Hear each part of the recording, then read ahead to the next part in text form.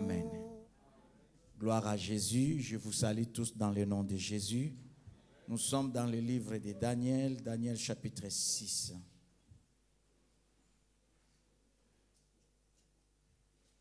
Le texte est vraiment long, mais on va le lire quand même pour la gloire du Seigneur.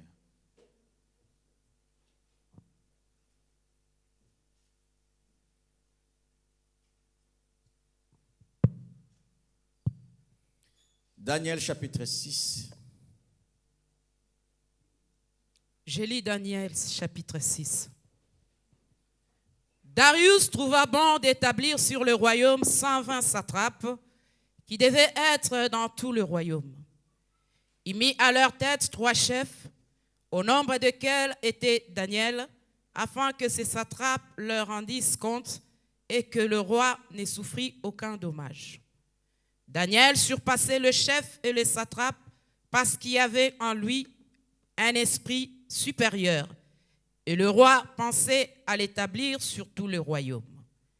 Alors les chefs et les satrapes cherchèrent une occasion d'accuser Daniel en ce qui concernait les affaires du royaume.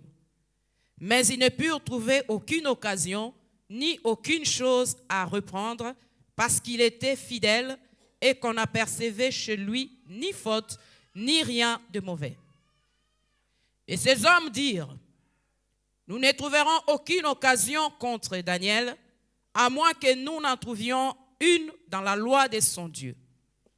Puis ses chefs et ses satrapes se rendirent tumultueusement auprès du roi et lui parlèrent ainsi: Roi Darius, vis éternellement. Tous les chefs du royaume, les intendants, les satrapes, les conseillers et les gouverneurs sont d'avis qu'il soit publié un édit royal, avec une défense sévère, portant que quiconque, dans l'espace de 30 jours, adressera des prières à quelque dieu ou à quelque homme, excepté à toi, au roi, sera jeté dans la fosse aux lions. Maintenant, au roi, confirme la défense et écrit le décret afin qu'il soit irrévocable selon la loi de Mède et de Perse qui est immuable. Là-dessus, le roi Darius écrivit le décret et la défense. Lorsque Daniel sut que le décret était écrit, il se retira dans sa maison où les fenêtres de la chambre supérieure étaient ouvertes dans la direction de Jérusalem. Et 3 fois les jours, il se mettait à genoux, il priait et il louait son Dieu comme il le faisait auparavant.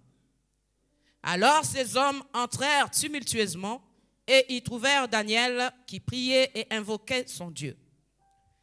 Puis ils se présentèrent devant le roi et lui dirent au sujet de la défense royale: n'as-tu pas écrit une défense portant que quiconque, dans l'espace des 30 jours, adresserait des prières à quelque dieu, à quelque homme, excepté à toi, au roi, serait jeté dans la fosse aux lions?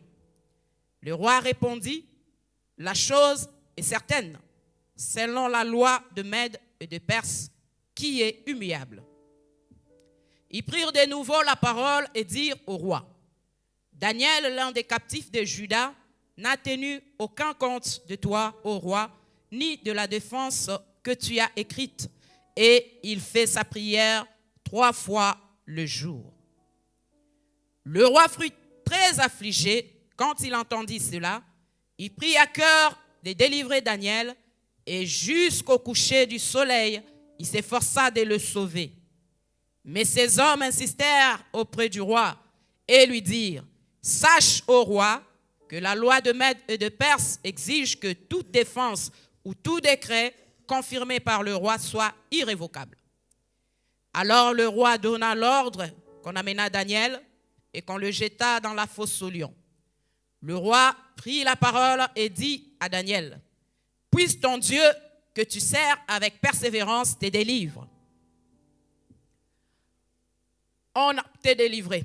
On apporta une pierre et on l'a mise sur l'ouverture de la fosse. Le roi la scella de son anneau et de l'anneau de ses grands, afin que rien ne fût changé à l'égard de Daniel. Le roi se rendit ensuite dans son palais. Il passa la nuit à jeun.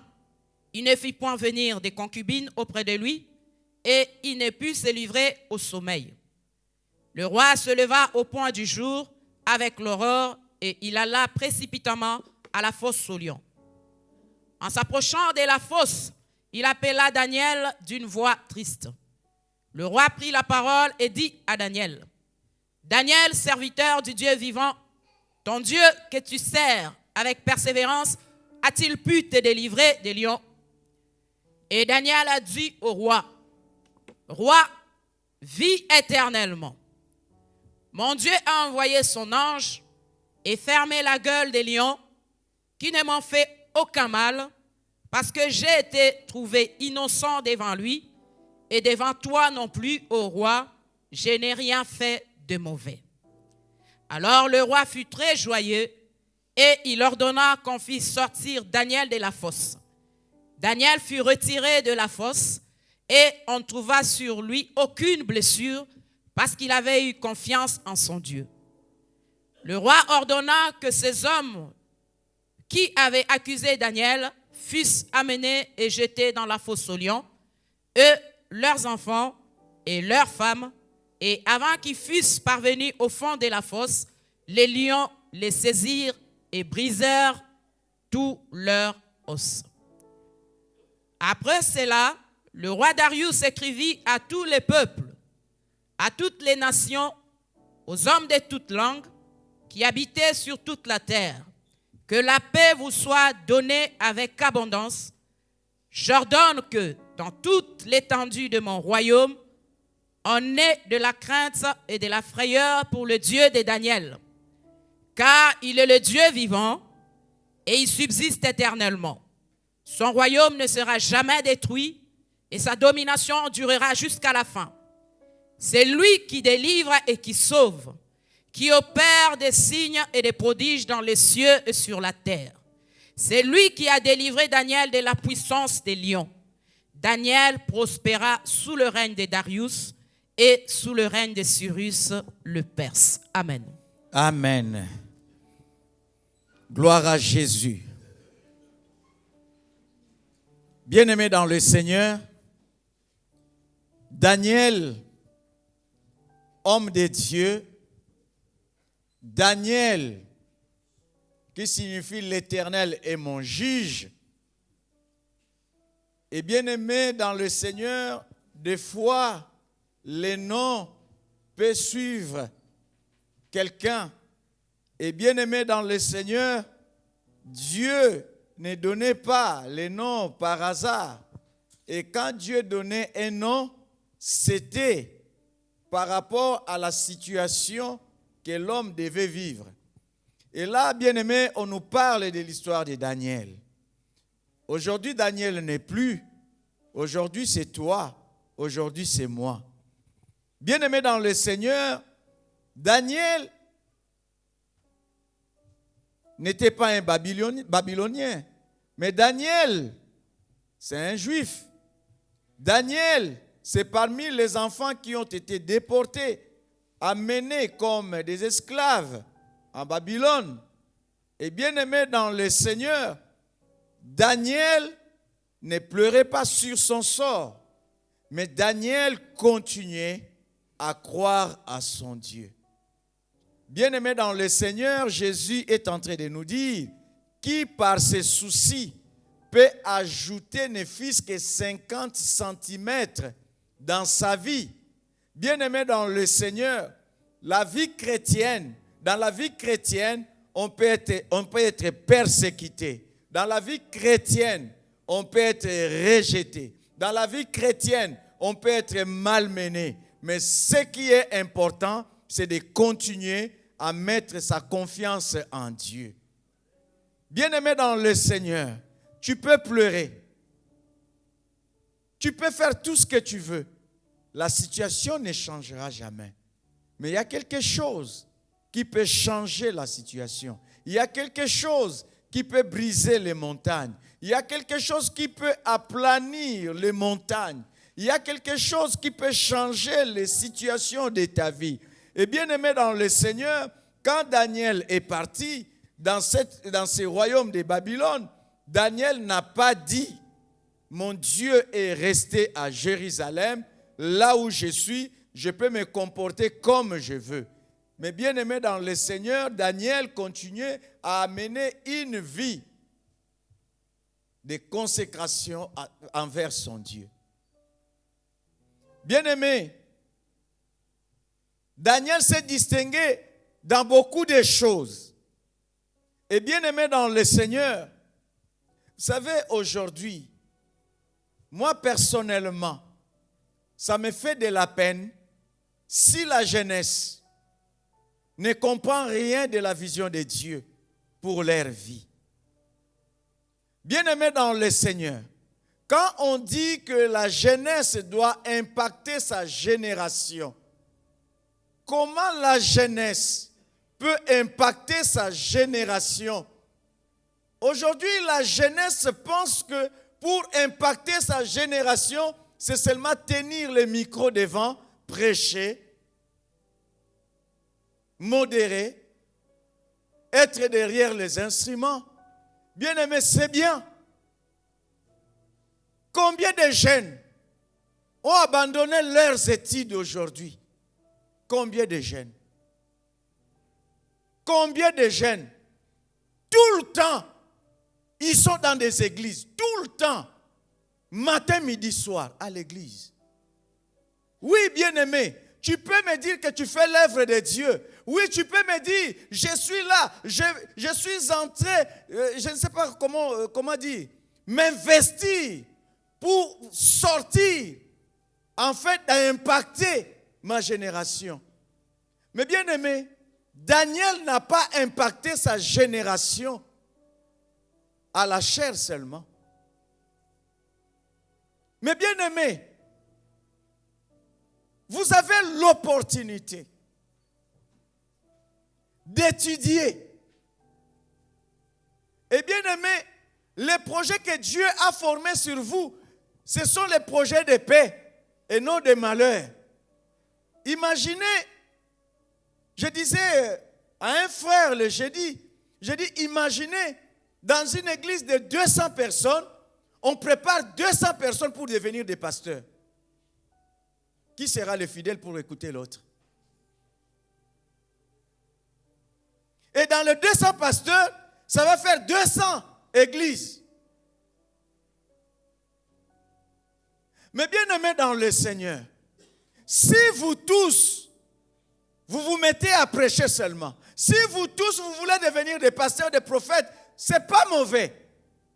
Dans l'administration, vous laissez ça à qui? Vous laissez ça à qui? Le Parlement, vous laissez ça à qui? Le ministère dans le monde, vous laissez ça à qui? Parce que vous tous, vous allez devenir des pasteurs, des prophètes, des évangélistes. Et quand on va voter les lois pour fermer les églises, il n'y aura personne pour défendre les chrétiens. Personne. Et dis-moi, si vous tous vous devenez des pasteurs et qu'on ferme les églises en France, vous allez prêcher qui? À la fin, vous allez devenir quoi? Un pasteur sans diplôme, c'est bien. Tu vas prêcher la parole. Mais laissez-moi vous dire, la France ne paye pas ses pasteurs. À la fin, tu vas devenir qui? Tu vas faire quoi dans la vie? Faire ce que nous faisons? C'est regrettable. Moi, je dis toujours, si j'avais eu la grâce de naître en France, je ne ferais pas ce que je suis en train de faire. Je le fais parce que je n'ai pas de diplôme. Mais toi, tu as la grâce. Tu as cette grâce pour ne pas faire ce que moi j'ai fait. Et si je te vois là où je travaille, en train de transporter les sacs comme moi je le fais, je vais te dire que tu as échoué dans ta vie. Je ne méprise pas ce que je suis en train de faire. Mais pour te dire que ta place n'est pas là, que si tu avais suivi tes cours comme il se doit. Même si tu as arrêté tes études, en me disant c'est le Saint-Esprit qui enseigne, je suis d'accord avec toi. Mais laissez-moi vous dire, le niveau d'études limité, ça fera aussi une prédication limitée. Ça fera aussi un enseignement limité. Ça, c'est la vérité.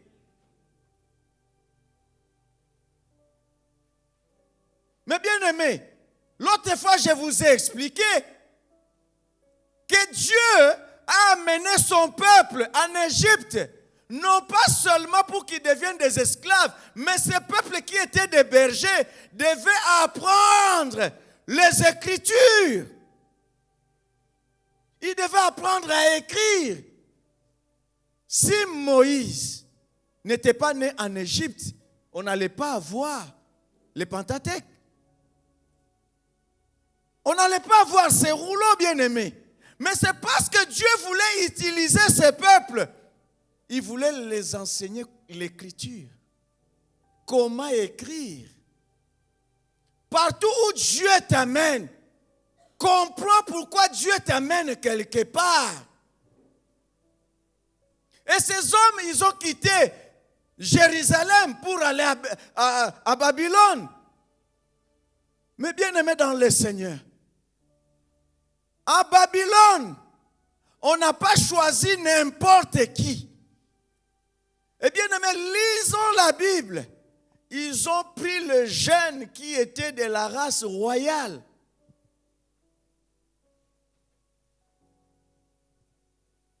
Bien sûr, Dieu prend quelqu'un du fumier, je suis tout à fait d'accord. Mais ce principe ne marche pas avec tout le monde.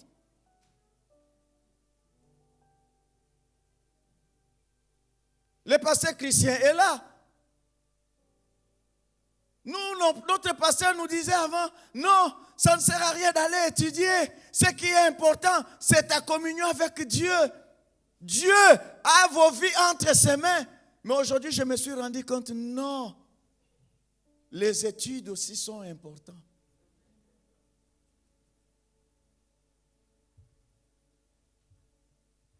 Nous, on a eu cette grâce.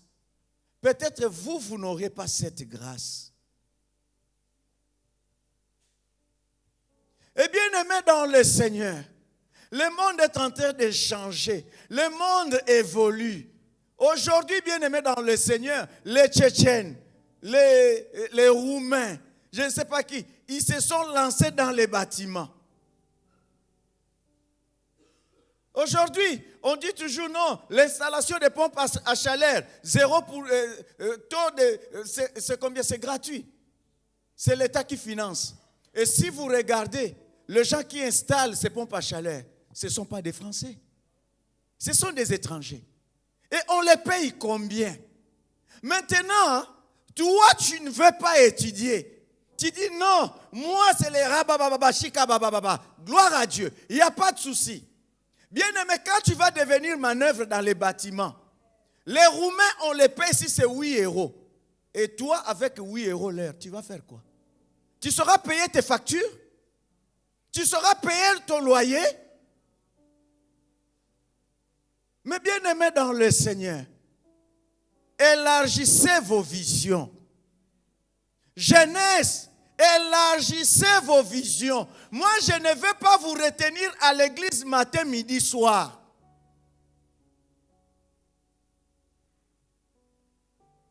Un pasteur intelligent, un pasteur qui a beaucoup étudié, un pasteur qui mène bien sa vie sera aussi respecté.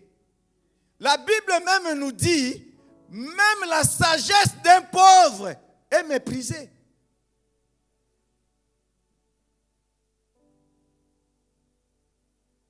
Bien-aimé, tu veux être un pasteur dépendant? Si les gens n'amènent pas la dîme, tu te fâches, tu t'énerves. Parce que dans la société, tu ne peux rien apporter.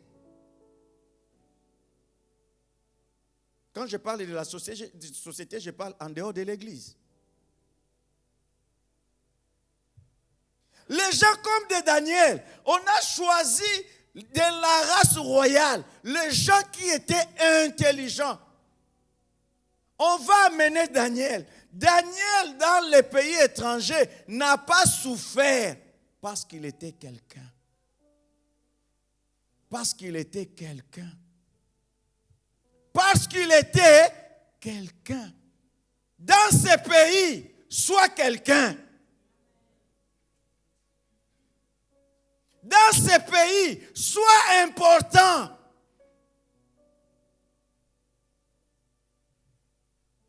Si on peut te négliger par rapport à certaines choses, mais au moins, on sait que cette tête, on en a besoin. Dans la société, tu vas apporter quoi? Dans l'entreprise, tu vas apporter quoi? Jésus vous aime. Déjà ici en France, tu prêches dans les entreprises. C'est contre la loi. Daniel, arrivé là-bas, il avait deux choses. La tête et aussi l'esprit supérieur. Le Saint-Esprit. Imagine maintenant, tu as étudié plus le Saint-Esprit. Bien-aimé, Dieu te met au-dessus. Non, vous serez la tête et non la queue. Et bien-aimé dans le Seigneur. Comment? Comment? Comment bien-aimé dans le Seigneur? Même si tu as les talents des footballeurs étudiés. J'ai été étonné, mes bien-aimés, de voir les footballeurs qu'on criait les années passées, aujourd'hui se retrouvent dans la pauvreté. Pourquoi? Parce qu'ils n'ont pas su gérer leurs biens. Bien-aimé, si même tu as étudié, même la façon de gérer ton argent, ça ne sera pas pareil. Daniel avait la tête qui fonctionnait. Et bien aimé dans le Seigneur, on va nommer 120 satrapes. Mais au-dessus d'eux, on va nommer 3 ministres. Parmi les 3, il y avait Daniel. Et la Bible nous dit, Daniel avait l'esprit supérieur. Et bien aimé dans le Seigneur, Daniel servait son Dieu avec fidélité. Pas seulement Dieu. Il servait aussi le roi avec fidélité. Bien aimé, même dans la société, soyons fidèles. Même dans la société, soyons fidèles. Lisons un peu, bien aimé dans le Seigneur, 1 Pierre chapitre 2. 18 à 19. Maman, rapidement, s'il te plaît. 1 Pierre 2, 18 à 19. La Bible a dit, « Serviteurs, soyez soumis en toute crainte à vos maîtres, non seulement à ceux qui sont bons et doux, mais aussi à ceux qui sont d'un caractère difficile. Car c'est une grâce que de supporter des afflictions par motif de conscience envers Dieu, quand on souffre injustement. » Amen. Même dans l'entreprise, sois fidèle. Sois fidèle, mon bien-aimé. Sois fidèle. Il faut que ton chef remarque ta fidélité, ton courage, ta loyauté. Bien-aimé, la fidélité n'est pas seulement envers Dieu, aussi envers les hommes. Là où tu es, fais-toi remarquer. Mais malheureusement, on peut retrouver aussi les chrétiens impolis dans les entreprises. Même à l'université, les étudiants impolis. À l'école, les élèves impolis. Bien-aimé, tu es chrétien partout.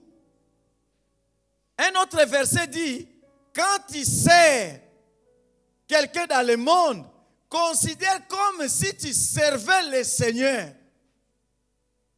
Mais bien aimé, dans le monde, tu n'es pas fidèle. Dans l'église, tu n'es pas aussi fidèle. Ça, c'est quelque chose que j'enseigne toujours les serviteurs en disant. Tu ne peux pas être serviteur de Dieu si tu ne sais pas servir les hommes. C'est impossible. C'est impossible. C'est impossible.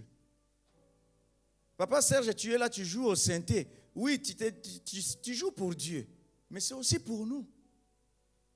C'est aussi pour nous. Parce que si on n'est pas là, tu ne peux pas être un bon serviteur si tu ne sais pas servir les hommes. Jésus a donné l'exemple, je pense, si je ne me trompe pas, dans Jean chapitre 13. Il a commencé par laver les pieds de ses disciples. C'est pour nous dire, tu ne peux pas être un bon serviteur de Dieu si tu ne sais pas servir les autres. Un serviteur de Dieu, ce n'est pas seulement prêcher. Un serviteur de Dieu, ce n'est pas seulement tenir le micro. Bien-aimés, dans cette formation, il y a des personnes qui sont allées au Nigeria pour suivre la formation de devenir des serviteurs. Et bien aimés, ils attendaient qu'on leur donne la Bible, les enseignements bibliques. Non. On les a menés comme des domestiques dans des maisons des autres pasteurs. Balayer, aller puiser l'eau, être des gardiens la nuit. Il y en a qui ont fui. On les a dit non. Il faut d'abord commencer par là. Par là, avant de monter. Comment on peut être dans la confusion? Moi, Rodolphe, au travail, je balaye.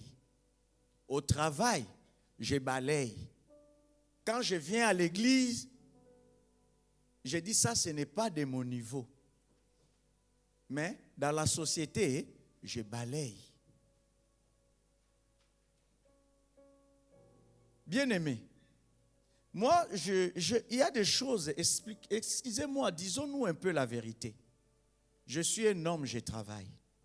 Ma femme aussi travaille. Nous faisons le même travail. Elle a travaillé 8 heures. Moi aussi, j'ai travaillé 8 heures. Je rentre à la maison, je m'assois, un pied sur l'autre. OK? Prépare la semoule, fais la vaisselle, fais la lessive. Faites ceci. Et moi, je suis là en train de regarder la télé. Avec la télécommande, je change les chaînes comme je veux. Bien aimé, ça ne va pas. La Bible dit, elle est une aide. Elle est une aide. Moi, j'ai bossé 8 heures. Elle aussi, elle a bossé 8 heures. Mais pourquoi je vais lui laisser encore toutes les charges de la maison? Mais bien aimé dans le Seigneur. Et je veux qu'elle puisse me satisfaire. Bien aimé, il y a quelque chose qui ne va pas dans la tête. Disons-nous la vérité. Disons-nous la vérité. Moi, tu viens chez moi, tu ne me trouves pas croiser les bras. Impossible. Ce n'est pas que je lui ai soumis. Non. Chacun doit comprendre cette relation. À moins qu'elle soit une femme au foyer, là, je suis d'accord. Mais tu as bossé 8 heures, moi aussi j'ai bossé 8 heures. Oh, les kelanga ponani. Toi, tu vas rester jeune. Elle va vieillir. Après les maux de dos, les problèmes des pieds, ça devient compliqué. Ça devient compliqué. Tous nos enfants sont nés. La nuit, je disais, toi, tu dors. Moi, je fais la garde. Chacun son travail. Vous savez, bien-aimés dans le Seigneur, je préfère aller travailler dans les bâtiments que garder les enfants. Je vous dis. Les enfants, c'est dur, c'est pénible. L'enfant, je préfère aller travailler que garder un enfant. Le respect de l'autre, c'est important. Apprends à respecter tes responsables. Apprends à respecter tes chefs. Apprenez à respecter les hommes de Dieu que Dieu a mis devant vous. On ne pouvait pas appeler Daniel l'homme fidèle s'il s'attendait seulement à la fidélité envers Dieu. La fidélité envers les hommes, c'est aussi important.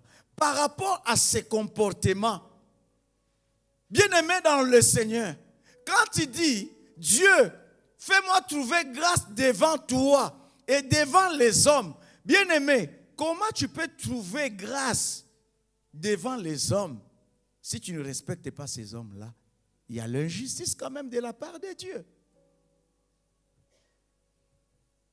Daniel était fidèle envers Dieu. Il est aussi fidèle envers le roi. Et bien aimé, comment un étranger peut être au-dessus? Mais malgré qu'ils étaient à 3 ministres, les 120 étaient des gouverneurs.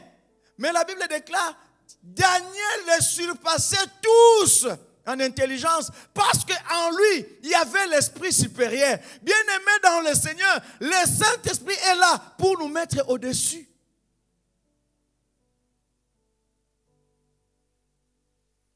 Et bien aimé, cela a entraîné la jalousie. Il y a une différence entre la jalousie et la haine. Mais bien aimé, vous savez, il y a des gens au travail, quand on vous met dans la même équipe, vous ne voulez même pas travailler avec la personne. On dit c'est un fainéant, il ne fait rien. Mais pour Daniel, ce n'était pas le cas. Pour Daniel, c'était la jalousie. Parce qu'il se voyait dépassé par Daniel. Et bien aimé dans le Seigneur, tout ce que Daniel faisait était merveilleux. Parce que le Saint-Esprit les conduisait. Parce que le Saint-Esprit les dirigeait.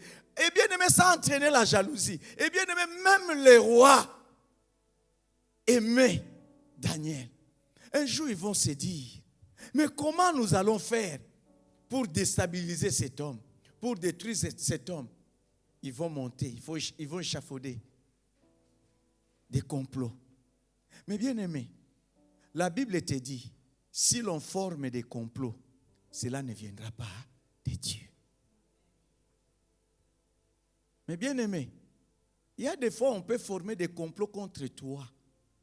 Si tu es coupable, tu vas tomber dans les pièges de l'ennemi. Comment veux-tu que Dieu puisse te défendre? Avec l'insolence, comment veux-tu que Dieu puisse te défendre, mon frère?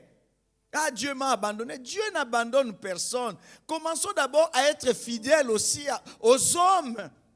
Qu'on dise tout sur toi, mais qu'on ne te trouve pas dans ce qu'on est en train de dire. Là, Dieu va te défendre. Ils ont monté les complots. Ils se sont dit, cherchons Daniel dans les affaires du roi. Ils n'ont pas trouvé Daniel. Ils vont se dire, non, comme dans les affaires du ministère, les affaires du royaume, on n'a pas trouvé Daniel. Changeons notre mode d'opération. Bien-aimés, nous combattons contre un ennemi vaincu, mais jamais fatigué. Même si le diable s'avoue vaincu, il ne se fatigue jamais. Il change de stratégie. Je disais tantôt, dans la parabole du semeur, quand le semeur semait, le diable venait voler. Mais bien aimé, dans la parabole des livrets et les blés, l'ennemi va changer de stratégie. Il va se dire, avant j'ai volé la semence, maintenant ce n'est plus le moment de voler. Comme lui il a semé, moi aussi je vais semer. À chaque fois, le diable change de stratégie dans le but de détruire, de déstabiliser les enfants de Dieu. Mais là, ils vont se dire, comme dans les affaires du royaume, on n'a pas trouvé Daniel. Cherchons-lui dans les affaires de son Dieu. À un certain moment, quand Moïse venait pour libérer le peuple de Dieu, les gens ont dit à Pharaon, écoutez Pharaon, ce peuple-là veut se libérer. Si on lui laisse le temps de prier son Dieu va intervenir. Alors pour empêcher que son Dieu n'intervienne, donnons-lui de lourdes charges. Comme ça, ils vont oublier leur Dieu. Bien-aimé, la France c'est pénible, hein? Le travail, c'est pénible. Vous savez, des fois, je regarde en Afrique, on donne aux gens 8 heures de boulot. Dans les 8 heures de boulot, ils ne bossent peut-être que 2 heures. ils sont dans leur téléphone, dans le jeu, tout et tout. Ici déjà, quand tu y arrives, téléphone, tu laisses dans ton casier. Et bien aimé, quand c'est 8 heures de boulot, c'est 8 heures de boulot. Tu as bossé 8 heures de boulot. Et maintenant le temps pour prier. Et maintenant le temps de méditer la parole. Déjà tu rentres fatigué. Dès que tu t'assois, il y a des personnes bien aimées dans le Seigneur, il peut commencer à manger, hein, il s'endort. Des fois tu as tellement faim, tu n'as plus d'appétit parce que tu es fatigué. Et comme tu es fatigué, quand est-ce que tu auras le temps de méditer la parole? Quand est-ce que tu auras le temps de prier ton Dieu? Il y en a même bien aimé dans le Seigneur, à 2 heures du matin, sur la route pour aller travailler. Tu n'as même pas le temps pour dormir. Le vrai sommeil, c'est la nuit. Mais quand le sommeil va commencer, c'est là où toi tu te réveilles. Avec le sommeil de 18h à 1h du matin, tu ne récupères pas. Et bien aimé dans le Seigneur, pendant 20 ans, 30 ans, tu fais la même chose. Ce n'est pas facile. Cherchons Daniel dans les affaires de son Dieu. Et bien aimé, ils vont se dire, on va chercher quelque chose qui va plaire au roi. Ils vont dire au roi, écoute au roi, pendant 30 jours, on va adresser la prière à personne d'autre si ce n'est qu'à toi. Ah, bien-aimé, qui n'aime pas la gloire, qui n'aime pas le succès, qui n'aime pas l'élévation. Le roi va se dire, ah, ça c'est une bonne chose. Toutes les prières seront adressées à moi pendant 30 jours. Oui. On va lui dire, le roi, que ça ne s'arrête pas là.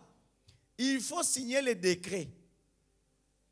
Selon la loi des Mèdes et Perses. Parce que ça, ce sont des lois irrévocables, immuables. Tu ne peux pas les changer, tu ne peux pas l'annuler. Comme ça, la personne qui va adresser la loi, la prière envers une autre personne ou envers un autre Dieu, sera coupable de cette loi. Et bien aimé, toute cette loi, c'était à cause de qui? De Daniel. Des fois, bien aimé dans le Seigneur, le diable peut changer le système du monde tout simplement pour te détruire. Bien aimé, vous savez que la loi de l'immigration dans un pays peut changer seulement à cause de toi, parce que le diable ne veut pas que tu sois régularisé. La loi de tuer tous les enfants mâles qui vont naître, c'était seulement une loi contre Moïse. Seulement contre Moïse. Le diable peut amener une loi seulement contre toi. Comme Dieu peut changer la loi d'un pays à cause de toi. Et bien aimé dans le Seigneur, ils vont dire, roi, il faut que tu signes selon la loi des Mèdes et des Perses, une loi immuable. Et bien aimé dans le Seigneur, malgré cette loi, Daniel n'a pas changé ses habitudes.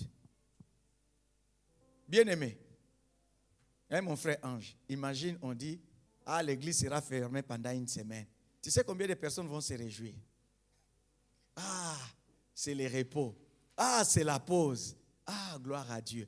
Mais cette loi de n'adresser la prière qu'à un homme pendant 1 mois n'a pas plu à Daniel. Daniel n'a pas dit, oh, je prends le repos. Mais rien n'a influencé ses habitudes. Bien aimé, quand tu sais que ce que tu fais, c'est bien, que rien ne puisse t'influencer. Malgré cette loi, il pensait que Daniel allait avoir peur. Mais bien aimé, comment vous pouvez me dire d'arrêter de prier mon Dieu? Sans ma communication avec mon Dieu, je suis déjà un homme mort. Alors, votre loi ne me fera pas peur. Parce que si j'arrête de prier, je suis mort. Et si je continue à prier, Votre loi va me condamner. Au moins, je vais continuer à prier Dieu. Si Dieu me délivre, gloire lui soit rendue. Et si je meurs, gloire lui soit rendue. Vous savez, aujourd'hui, il y a une chose que j'ai compris. Le diable, il nous a amenés dans un autre monde. Il nous a amenés dans son monde. Le monde du diable, c'est quoi? Le diable nous permet aujourd'hui de parler de Dieu. Et comprenez ce que j'ai dit. Le diable nous amène de parler de Dieu. Il ne veut plus que nous puissions parler avec Dieu. Je me fais comprendre. C'est-à-dire, je peux parler de Dieu sans pour autant parler avec Dieu. C'est-à-dire quoi? Je peux prêcher sans prier. Je peux évangéliser sans prier. Je peux enseigner sans prier. Alors que toute exhortation, tout enseignement, toute prédication, sans la prière, c'est comme un journal. Ce qui donne la force à un enseignement, à une prière, à une église, ce qui donne la force à un enseignement, à une prédication, à une exhortation, la force d'une église, c'est la prière. C'est la prière. Tout le monde veut parler de Dieu sans parler avec Dieu.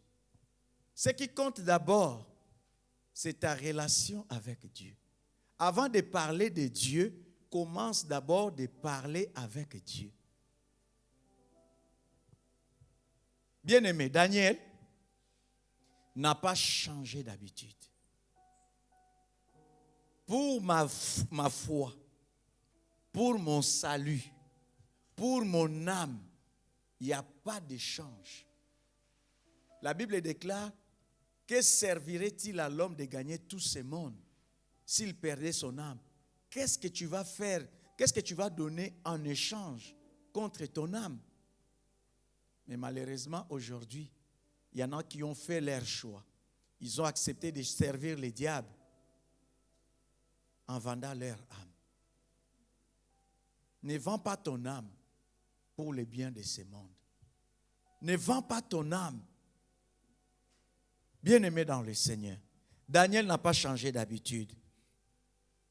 Et bien-aimé, quand Daniel priait, il a ouvert, Daniel, au lieu de prier même en secret, non, il va encore ouvrir la fenêtre direction Jérusalem. Direction Jérusalem. Lisons un peu 1 Roi 18. 1 Roi 8, pardon. 1 Roi 8. 1 Roi 8. Versets 44 à 49.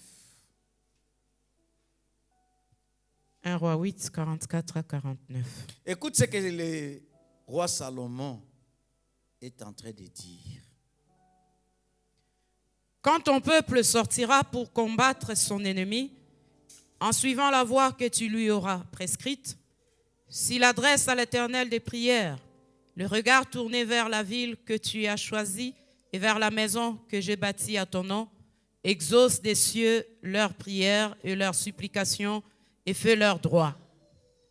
Quand ils pécheront contre toi, car il n'y a point d'homme qui ne pêche, quand tu seras irrité contre eux et que tu les livreras à l'ennemi, qui les amènera captifs dans un pays ennemi, lointain ou rapproché, s'ils rentrent en eux-mêmes dans le pays où ils seront captifs, s'ils reviennent à toi et t'adressent des supplications dans le pays de ceux qui les ont amenés, et qu'ils disent, nous avons péché, nous avons commis des iniquités, nous avons fait le mal, s'ils reviennent à toi de leur cœur et de toute leur âme, dans le pays de leurs ennemis qui les ont amenés captifs, s'ils t'adressent des prières, le regard tourné vers leur pays que tu as donné à leur père, vers la ville que tu as choisie et vers la maison que j'ai bâtie à ton nom, exauce des cieux du lieu de ta demeure, leurs prières et leurs supplications et fais leur droit.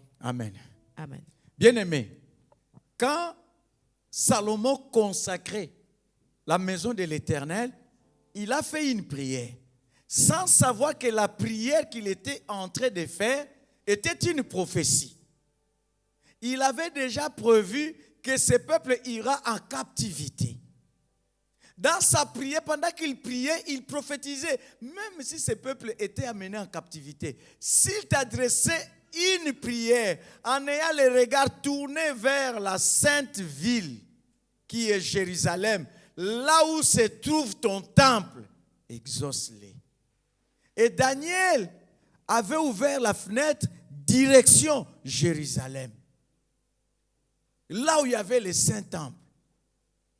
Aujourd'hui, nous n'avons plus les yeux tournés vers Jérusalem, nous avons les yeux tournés vers Christ, vers les royaumes.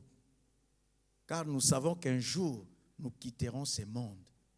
Car nous n'avons pas de cité terrestre ici-bas, mais notre cité est céleste. Et bien aimé, Psaume 55, 17 à 18. Psaume 55, 17 à 18. Psaume 55, 17 à 18. Il est écrit ceci.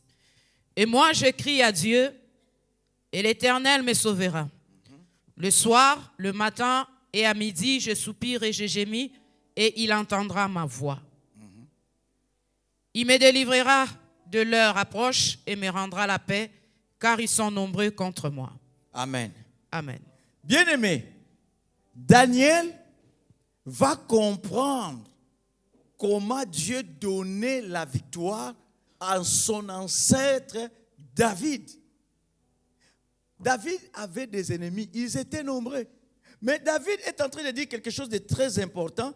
Il dit les soirs, les matins et à midi, je soupire et je gémis et il entendra ma voix. Les soirs, les matins, à midi. Bien-aimé, pour David, la prière commence les soirs, les matins, à midi. La nuit, il se passe beaucoup de choses. Les matins, je prépare ma journée. Et à midi, je prépare encore le reste de la journée. C'est-à-dire, tout l'espace de la journée est fermé. Tout l'espace de la journée est fermé. Le jour est fermé. Le soir, j'ai déjà prié. Le matin, j'ai prié. À midi, j'ai prié. Le jour est fermé.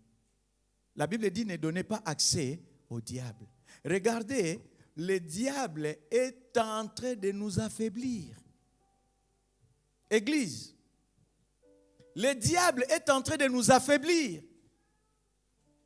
Il y a des choses qui viennent changer notre comportement. La prière commence à énerver les enfants de Dieu. Mais David savait qu'il avait des ennemis. Mais sa confiance restait envers son Dieu. Bien-aimé, la Bible déclare, nous n'avons pas à lutter contre la chair et le sang. Aujourd'hui, tu ne vois pas tes ennemis. C'est comme un sorcier qui témoignait. Il se disait, si les enfants de Dieu voyaient ce que nous étions capables de leur faire, ils n'allaient même plus sortir, ils allaient commencer à rester dans les églises tous les jours. Mais gloire à Dieu, nous avons quelqu'un qui nous protège. Bien-aimés, même moi, je n'ai pas l'habitude de le faire, mais je nous conseille, à partir de maintenant, changeons nos habitudes. Il y en a qui priaient 5 fois, mais au moins, David nous dit, soir, matin et midi. Vous allez constater, le musulman, bien-aimé, le musulman, que ce soit le lieu où ils travaillent, ils ne changent pas leurs habitudes. Pendant la pause, toi tu cours pour chercher la nourriture, Mais lui, s'il a le temps pendant la pause, on lui laisse les vestiaires, il prend son tapis. L'ablution. Il lave ses mains. S'il peut faire les pieds, il les fait. La bouche. Bien sûr, on se moque d'eux. Mais nous avons un Dieu qui sonde le cœur et les reins. Même quand je fais ma prière dans le cœur, l'Éternel entend. Mais nous n'avons pas le temps de prier. Bien-aimés, je conseille à l'Église, changeons nos habitudes. Malgré la loi, les habitudes de Daniel n'ont pas changé. Bien-aimé, que la France ne change pas tes habitudes pour la prière. Que le travail ne change pas tes habitudes pour la prière. Bien-aimé, même Jésus nous conseille, il dit que tes paroles soient peu nombreuses. Ok? Quand tu lis la prière de Jésus à Gethsémane, la Bible nous dit quoi? 3 fois, Jésus a prié répétant les mêmes paroles. Qu'est-ce qu'il disait? Père, si cela est possible, éloigne de moi cette coupe avant que je ne la boive. Toutefois, non pas ma volonté, mais que ta volonté soit faite. Bien-aimé, toute la nuit, il n'a fait que répéter les mêmes paroles. Bien-aimé, la prière, ce n'est pas la multiplication des paroles. La prière, ça peut être la même parole que tu répètes. Mais le Saint-Esprit, qui connaît les besoins de Dieu, qui connaît ce que nous avons aussi besoin, il est capable de compléter nos prières. Mais bien-aimés dans le Seigneur, il pensait que non, en disant, on va jeter Daniel dans la fosse au lion, il va avoir peur. Un homme de foi ne craint rien. Un homme de foi n'a peur de rien. Quelqu'un qui a Dieu, c'est quelqu'un qui n'a peur de rien. Mais nous avons peur. Combien de fois, il y a des gens qui ont lu la Bible, ils ont dit, ne crains rien, est écrit dans la Bible pendant à peu près 365 ou 66 fois. C'est-à-dire, dans l'année, il y a 365 ou 366 jours. C'est tous les jours que tu dors, que tu te réveilles, Dieu te dit, ne crains rien. Ne crains rien. Chaque mot ne crains rien correspond à un jour de l'année. Mais nous avons peur.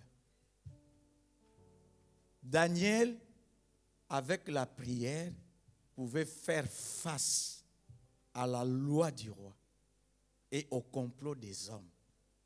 Un homme de prière, une femme de prière, rien ne peut lui faire trembler. Le monde peut bouger, mais lui, il ne bougera pas. La prophétie peut faire bouger le monde. Un homme de prière, même la prophétie ne le fait pas trembler. Il y avait un homme de Dieu. On prophétisait. Ils étaient à 3. Les prophètes disaient, parmi vous 3, je vous voyais en train d'offrir à Dieu des sacrifices. Je voyais pour toi la fumée monter, mais arriva à un certain niveau. La fumée s'est dissipée. La fumée n'a pas pu arriver jusqu'au ciel. C'est-à-dire ton avenir est flou. Bien-aimé, cet homme de Dieu, vous le connaissez, Tambulu Koki. Il commença à prier. Il disait, moi, je réussirai. Moi. Et bien-aimé dans le Seigneur, aujourd'hui, il a réussi sa vie. Un homme de foi, un homme de prière peut même changer la prophétie. Ce n'est pas que Dieu a menti, mais ta foi est capable de changer la prophétie. Parce que quand on a dit à Ézéchias, tu vas mourir, sa foi a changé la prophétie. Est-ce que ta foi peut changer la prophétie? Est-ce que ta foi peut changer ce que les gens disent de toi? Comment un enfant de Dieu peut pleurer en disant, moi on ne m'aime pas? Moi on ne me considère pas. Moi on ne fait aucun cas de ce que je suis, de ce que je fais. Ça vraiment, ça peut briser ta foi. Ça vraiment, à cause de ça. Parce qu'on ne t'aime pas, soi-disant, tu veux abandonner. Tu veux quitter. Tu veux partir. Tu veux changer. Mais tu ne connais pas ton Dieu. Tu ne connais pas ton Dieu. Quand la Bible dit « Je suis plus que vainqueur à cause de celui qui m'a aimé ». L'apôtre Paul ne dit pas que je suis plus que vainqueur à cause de ceux qui m'aiment. Non. Il dit à cause de celui qui m'a aimé. L'amour de Jésus me suffit, capable de combler l'amour des hommes. L'homme peut te dire je t'aime aujourd'hui et te rejeter demain. L'homme peut te dire je t'aime aujourd'hui. Dans la bouche, il te dit je t'aime, mais dans le cœur, en train de te maudire. Pourquoi tu pleurniches sur ton sort? Aie confiance en Dieu. Bien aimé, quelqu'un qui a Dieu, il voit la vie autrement. Tu veux que les gens t'acclament. Mais Jésus te dit quoi? Malheur à vous lorsque tous les hommes diront du bien de vous. Ma sœur Fanta, tu veux que tous les hommes disent du bien de toi? Et tu es malheureuse. Je suis désolé. Les gens, ils cherchent l'approbation de la part des hommes. Cherchons l'approbation de la part de Dieu. L'homme ne voit que de l'extérieur. L'homme est capable, quand tu lui donnes 1000 euros, il te dit, ah, tu es bon. Et demain, s'il vient te demander 10 euros, tu n'en as pas, il te dit, tu es mauvais. Il oublie tous les biens que tu lui as fait. C'est ça l'homme. L'homme est capable de t'encenser aujourd'hui et demain de te rabaisser. C'est ça l'homme. Comprends l'amour de Dieu. Si tu comptes sur l'amour des hommes, ça peut t'amener à faire des bêtises. Combien de jeunes filles aujourd'hui se sont retrouvées engrossées avant les mariages, avec la vie de copinage avant les mariages? Pourquoi? Parce qu'il a trouvé un jeune homme capable de lui dire « Je t'aime, le soleil m'appartient, je suis capable de te le donner. Si tu m'aimes, moi je suis capable de t'ouvrir le ciel. » Parce que chez elle à la maison, on ne lui a jamais dit que tu es belle. On t'aime. À cause de ça, elle change d'habitude. Bien-aimé, que les gens m'acclament ou pas, que les gens m'apprécient ou pas, si je sais que je suis en train de faire, je suis dans la volonté de Dieu, cela me suffit. Pourquoi nous cherchons plus l'approbation des hommes? En cherchant l'approbation des hommes, change nos comportements. Peut changer ton destin. Parce que tu vas chercher à plaire aux hommes. Tout ce que nous faisons en plaisant aux hommes, Dieu ne prend pas plaisir. Ça, c'est la vérité. Mais si nous plaisons à Dieu, vouloir ou pas, les hommes finiront par apprécier. Parce que la Bible dit, si Dieu est pour toi, qui sera contre toi? Daniel n'a pas changé ses habitudes. Ils vont dire, on va te jeter dans la fosse au lion. Pas de souci. Jetez-moi dans la fosse au lion. Vous saurez que Dieu est capable de me défendre. Vous savez ce que j'aime dans cette histoire? Même le roi savait que Daniel était innocent. Faute de temps, je vais me limiter. Dans 5 minutes, je vais arrêter. On va prier. Vous savez, bien-aimés, même les rois, les rois, ok, savaient que Daniel était innocent. Ils voulaient défendre Daniel. Mais comme il y avait une loi irrévocable, cela ne pouvait pas changer. Mais laisse-moi te dire, même dans les lois irrévocables, ta prière peut changer cette loi. Ta prière peut changer ces lois. Les lois irrévocables peuvent être révoquées à cause de ta prière. Quelles que soient les lois des familles, quelles que soient les lois, ta prière. C'est pourquoi je te dis, mon frère, je te dis, ma soeur, n'arrêtez pas de prier. N'arrêtez pas de prier. Tu peux pleurer, mais n'arrêtez jamais de prier. Tu peux être malheureux, malheureuse, n'arrêtez pas de prier. Le roi a fait quoi? Même le roi a gêné pour Daniel. Le roi a refusé de manger. Le roi a refusé de boire. Il a dit même les femmes, je ne touche pas pour sauver la vie de Daniel. Église, s'il vous plaît, Église, reprenons la vie des jeunes. Reprenons la vie des jeunes. Même quelqu'un qui ne connaît pas Dieu. Hein? Va gêner pour sauver Daniel. Bien-aimé, même quand tu vas faire l'opération, on te dit à partir de telle heure, cesse de manger pour ton bien. Si tu as mangé, tu vas subir les complications. Même les médecins disent aux gens, ces médicaments, il faut les prendre en jeûne. Il y a les médicaments, il faut les prendre au milieu des repas. Mais il y a des médicaments, il faut les prendre en jeûne. Même Jésus dira à ses disciples, de tels démons ne sortent que par des prières et des jeûnes.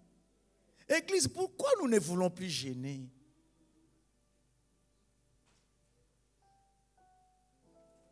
Moi, je vous dis, on va rentrer dans l'année 2026. On va fixer des programmes. Que l'Église fixe les programmes ou pas, jeûne. Jeûne. Viens jeûner. Bien-aimé, dans toutes les grâces que Dieu nous a faites. Bien-aimé, prends même la clé, enferme-toi dans la salle de l'écodime. Cherche ton Dieu. Tu as des choses qui ne marchent pas, des situations compliquées. Vous êtes né dans une famille très compliquée. Mais tu dis, non, moi ça me suffit. Non, bien-aimé. Même le roi a compris que les jeunes peuvent changer quelque chose. Bien-aimé, il est arrivé. Il me reste 2 minutes. Le roi, malgré la loi, le roi avait eu peur pour la vie de Daniel. Mais Daniel a prié son Dieu. Il avait la foi à son Dieu. Le matin, le roi venait tout triste. Daniel, est-ce que ton Dieu que tu sers avec persévérance t'a-t-il délivré? Quand il a entendu, oh, roi, vis éternellement. Et Daniel est vivant. Daniel est vivant. Daniel est vivant. Le roi était content. Et Daniel a dit, Dieu a envoyé son ange pour fermer la gueule des lions. On va faire juste la lecture, on termine par là. Psaume 58, 7 à 8. Juste la lecture, maman. Psaume 58, 7 à 8. Psaume 58. Écoute ce que David est en train de nous dire. Ô Dieu. Et attends, maman, que j'arrive. Vas-y. Ô Dieu, brise-leur les dents dans la bouche. Brise-leur les dents dans la bouche. Continue. Éternel, arrache les mâchoires des lionceaux. Arrache les mâchoires des lionceaux.